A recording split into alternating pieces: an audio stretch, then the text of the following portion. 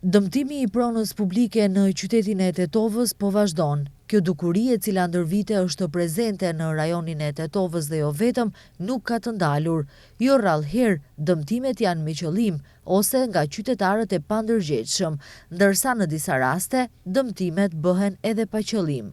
Më e ekspozuar ndaj moskujdesit për pronën publike, së fundi është rruga e njohur e Budiqeve.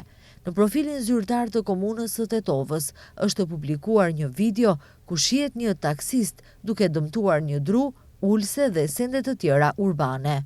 Rasti do të paraqitet në organet kompetente të policisë, ndërsa inspektorati komunal do të dalë në teren për të bërë raportin si dhe për të ndërmarrë të gjitha masat e nevojshme në përputhje me ligjin.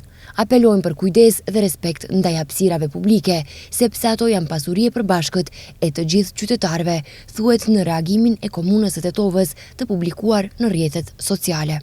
Një tjetër dëmtim është regjistruar më 1 prill të vitit të kaluar, kur ishte dëmtuar shtylla elektrike, kurse shpeshherë ndodhin edhe dëmtime të ulseve dhe shportave për mbeturina.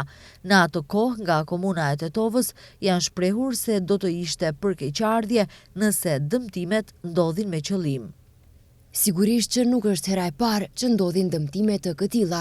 Herën e fundit është dëmtuar shtylla elektrike, kurse herave tjera janë dëmtuar pemët e mbjellura dhe kontenjerët në këtë rrugë. Do të ishte përkeqardhje nëse këto dëmtime do të ndodhnin me qëllim, sepse ajo është pronë publike dhe nuk i përket vetëm komunës së Tetovës, por gjithë qytetarëve.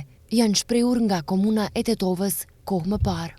Rruga e Budiqeve në nëntor të vitit 2024 ishte përuruar dhe lëshuar në përdorim, pasi që ishte bërë një rikonstruim i të rëndësishëm i saj. Krahas vendosjes së kaldërmave, rruga ka ndriçim publik, ulse dhe shporta për mbeturina, por edhe krahas rregullimit, shpeshherë ndodhin dëmtime të infrastrukturës mbi toksore.